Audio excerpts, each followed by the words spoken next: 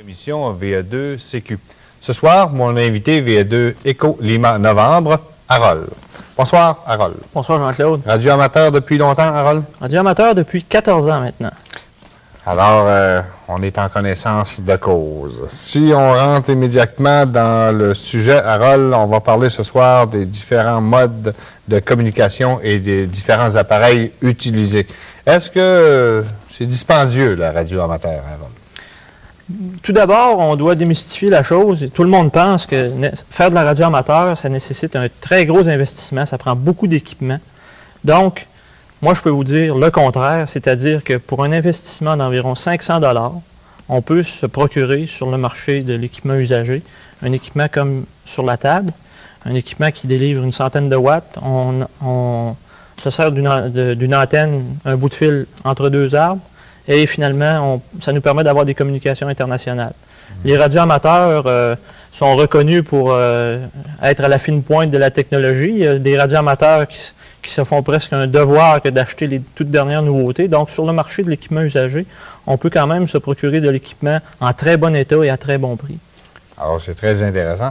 Si on parlait justement des appareils que nous avons à l'avant de nous, on peut peut-être faire la différence entre un radio amateur et un CBR. OK. La distinction majeure entre la radio amateur et le CB est d'abord dans l'équipement qu'on utilise. Les CBR, comme l'équipement qu'on voit présentement à l'écran, utilisent un appareil qui fonctionne soit en AM ou en SSB et ont une disponibilité de 40 canaux. Tandis qu'en radio amateur, pour des communications HF, des communications internationales, on a ce qu'on appelle un transceiver HF qui donne une puissance d'une centaine de watts et il est actuellement en démonstration sur la table à droite de l'appareil de CB. Donc, un appareil comme ça se détaille environ 500 $ sur le marché usagé. Sur le dessus de cet appareil-là, on retrouve un wattmètre qui permet également de mesurer le taux d'onde stationnaire sur les antennes. Donc, actuellement, à l'écran, on voit l'appareil HF, le microphone et le wattmètre qui sert également à ajuster l'antenne. Maintenant, pour une communication internationale, Harold, est-ce que c'est bien compliqué? Est-ce qu'il faut savoir, par exemple, une conférence ou un contact au Japon? Je ne connais pas le japonais, moi. Est-ce que, avec une radio et un radio amateur japonais, comment ça se passe? Bon, fondamentalement, en radio amateur, la langue utilisée principalement est l'anglais. Il y a 1 million environ de radioamateurs dans le monde, dont environ 500 000 aux États-Unis. Donc, pas besoin de te dire qu'on est submergé par l'anglais. Donc, quelqu'un qui possède la langue anglaise possède un bon atout. Par contre, on a beaucoup de stations francophones, des stations de France, des stations de Martinique, entre autres. Donc, quelqu'un qui parle uniquement français peut quand même se débrouiller.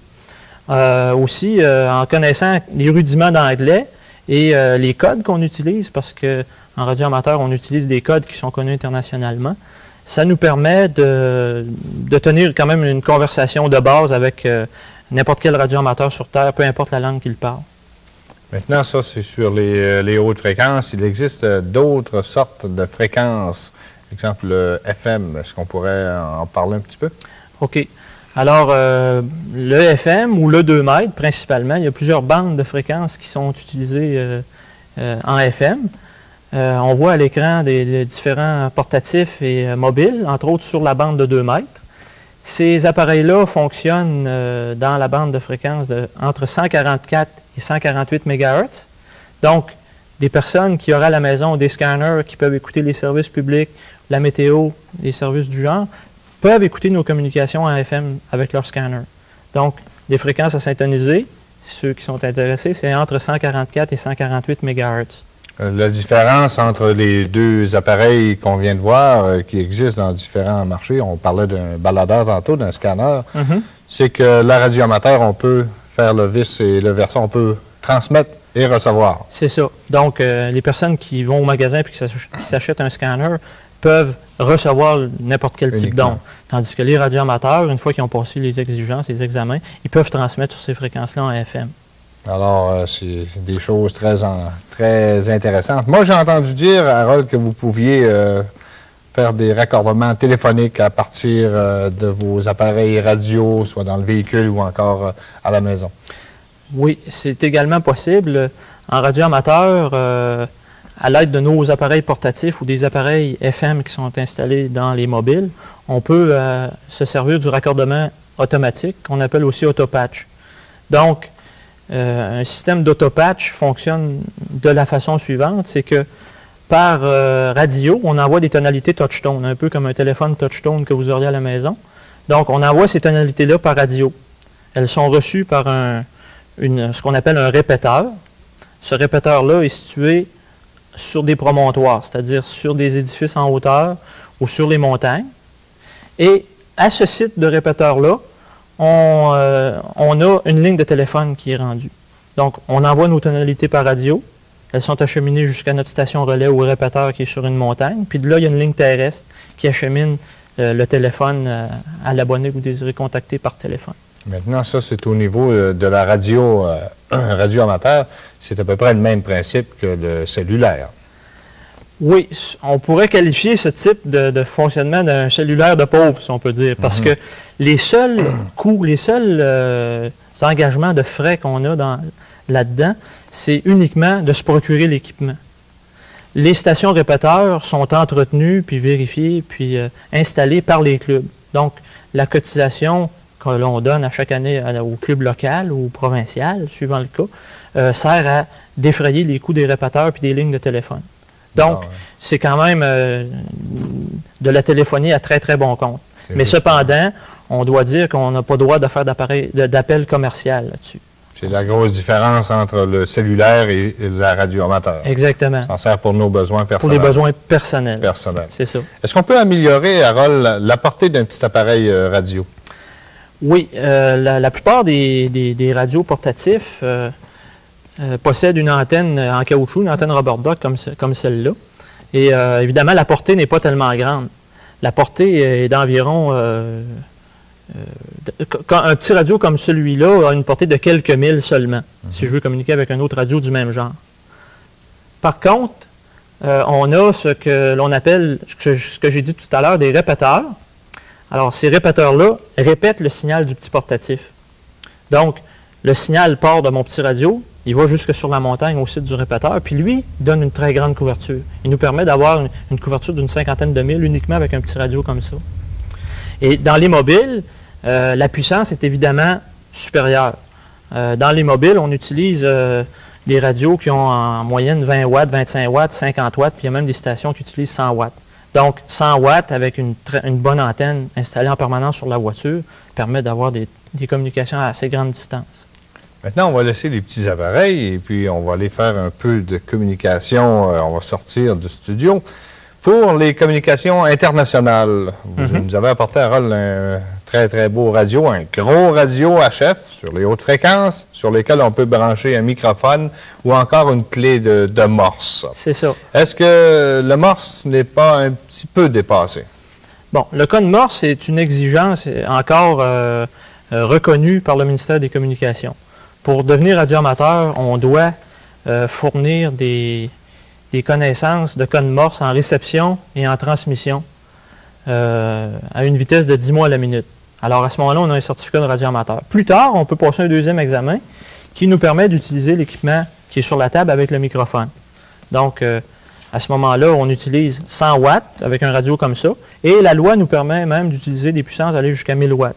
Donc, on voit tout de suite là, la portée, la très grosse différence, la portée internationale de nos communications. Maintenant, on a une clé de morse sur la table. Le morse, tout le monde sait que ce sont des sons, des petits points, des grosses barres. OK. Il y a un langage qui suit ça. Bon, ce qu'on voit à l'écran, là, à la droite, c'est une clé, ce qu'on appelle une clé droite.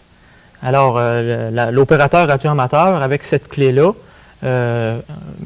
fait les points et les traits qui composent le code morse en appuyant dessus et en appuyant de façon à produire lui-même les points et les barres mécaniquement. Tandis qu'à gauche, l'appareil qui est à gauche, lui, est raccordé sur un quilleur électronique.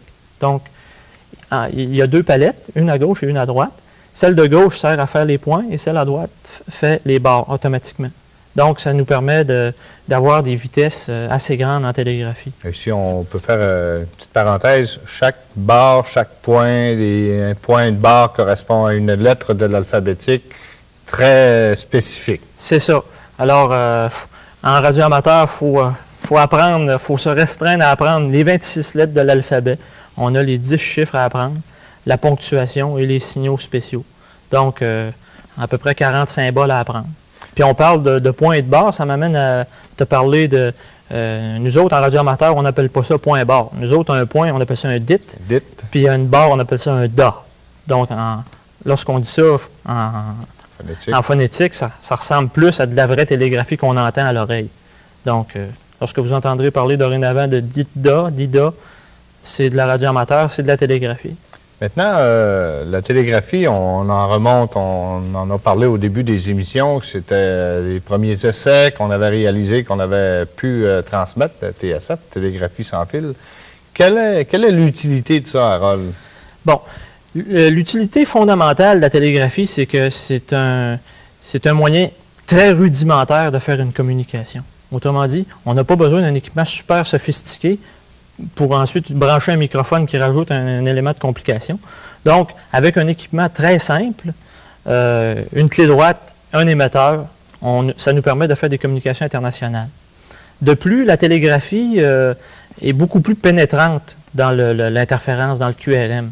Donc, même s'il y a beaucoup de bruit, une communication en télégraphie va être beaucoup plus perçante, elle va être beaucoup plus perceptible pour le radioamateur qui va être aux antipodes, si on veut.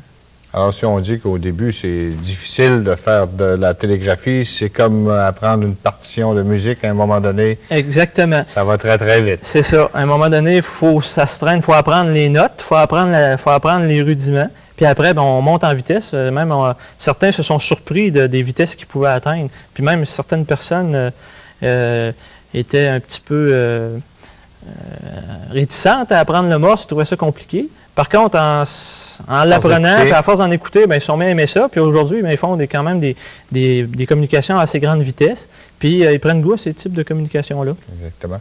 Maintenant, on parle de communication, de mode de communication. Harold, est-ce qu'il est possible de faire des communications en radio, en morse, avec un ordinateur? On en avait un sur la table qui sert à retransmettre ou encore à décoder le morse. Oui. En radio amateur, évidemment, on évolue comme tous les autres domaines de l'électronique. Plusieurs radioamateurs possèdent des ordinateurs personnels. À ce moment-là, il se vend sur le marché des interfaces que l'on branche entre le radio et l'ordinateur et qui nous permettent de faire du code morse avec l'ordinateur. Puis ça ne prend pas un équipement super sophistiqué, on levait l'écran. C'est que uniquement un appareil du type VIC-20 avec l'interface en question permet de faire des communications très plaisantes en réception et en transmission en code morse. Donc, on peut brancher le tout à une machine où on peut avoir nos papiers en mémoire. C'est ça, c'est ça. Alors, on peut tout de même à l'avance préparer des messages, puis dès qu'on est prêt à l'envoyer, on pèse sur le bouton, puis le message part tout seul en télégraphie. C'est pas tellement dispendieux, ça non plus. Non, évidemment, l'ordinateur, aussi simple qu'un VIC-20, se vend pour moins de 100 $ maintenant. Puis l'interface en question de l'ordre de quelques centaines de dollars. Donc, c'est quand même abordable. Maintenant, on ne peut pas seulement faire du morse. Il y a différents types de communication, différents modes de communication qu'on peut adhérer en faisant avec justement l'interface qu'on parlait tantôt. OK. Depuis quelques années, on a un mode de communication nouveau, si on peut dire. Ça s'appelle la communication par paquet. Alors, de l'anglais, packet radio. Donc, des communications par paquet. Autrement dit, on envoie à l'aide de l'ordinateur des paquets d'informations numériques. Et puis à ce moment-là, les amateurs chez eux décodent ces informations-là. Ils sont affichés sur l'écran de l'ordinateur. Maintenant, ça passe très, très vite. À l'oreille, ce serait pratiquement... C'est pas décodable à l'oreille, non. Puis ça nécessite de l'équipement de bonne qualité pour avoir des communications fiables dans ce domaine-là, parce que les informations numériques passent à très haute vitesse, comme tu l'as mentionné. Maintenant, on peut avoir accès à différents babillards d'informations à l'aide de cet ordinateur et de la radio amateur. Oui, les babillards à Québec, entre autres, on a quelques babillards. Ce sont des radioamateurs qui s'en occupent, mais souvent c'est chapeauté par les clubs locaux qui voient à mettre l'information pertinente pour les radios amateurs dans les babillards. Puis les gens peuvent même laisser des messages. Supposons que un radioamateur a affaire à moi concernant quelque chose que je lui ai demandé il y a une semaine. Il a trouvé l'information. À ce moment-là, lui, avec son ordinateur, rentre dans le babillard, laisse le message à mon intention. Puis moi, quand j'arrive chez moi, je peux prendre connaissance de ces... Même si tu n'es pas, pas chez toi, l'opération se fait automatiquement. L'opération se fait automatiquement. Puis lorsque j'arrive, il y a une information qui me dit que j'ai eu un message. Moi, à ce moment-là, je vais sur le babillard par radio, puis je vais chercher mes informations. Ah, c'est quelque chose. On peut sortir du pays, on peut faire des communications extraordinaires avec ça. Oui, quoique ça nécessite encore là de l'équipement très sophistiqué parce que ça prend une très bonne stabilité pour les communications internationales. Les possibilités sont là. Mais les possibilités sont là. On peut faire avec le radio HF qui est sur la table ou une version peut-être un petit peu plus nouvelle, plus stable, des communications là, avec une fiabilité de 100% en paquet. De toute façon, c'est toujours la base de la radio amateur. Ce sont des expériences que l'on peut effectuer. Il y a des types d'expériences extraordinaires qui ont été réalisées. Si on pense juste au premier contact seulement en morse, ça a évolué sur une grande échelle. C'est ça. Les radioamateurs sont réputés comme des personnes à l'avant-garde et qui sont toujours poussés à développer davantage des nouvelles technologies. Et évidemment, là, les services, les radioamateurs, lors de leur développement, font des découvertes qui par la suite, sont appliqués dans le commerce, commercialement.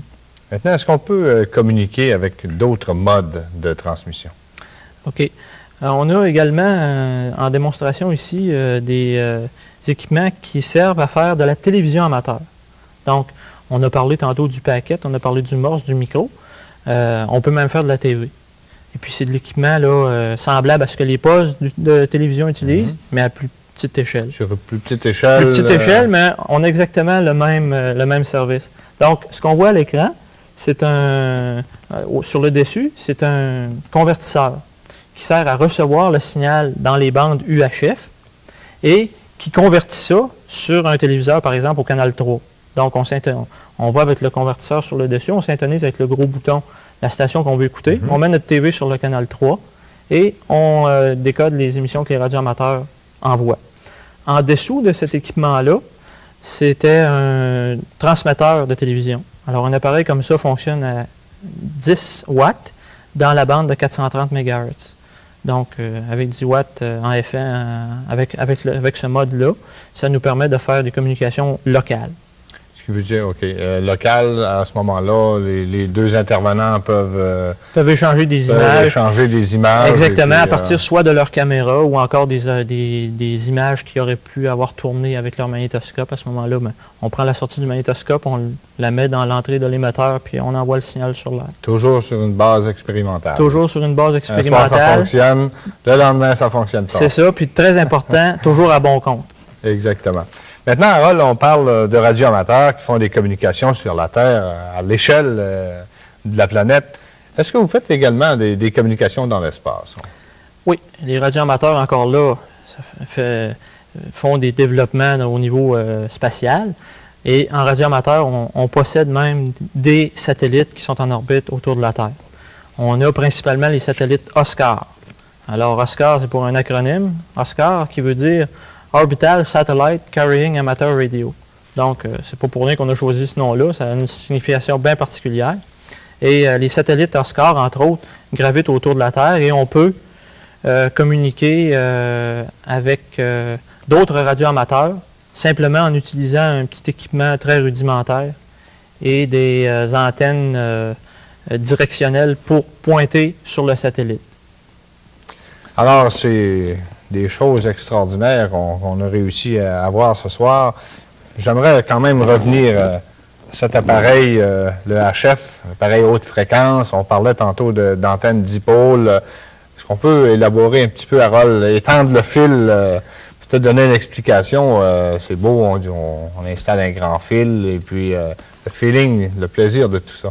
Bon, un appareil comme ça, c'est facile. Ça ne nécessite pas des grosses antennes, c'est-à-dire que c'est une antenne simple. L'antenne a peut-être l'air grosse physiquement, mais finalement, c'est un bout de fil.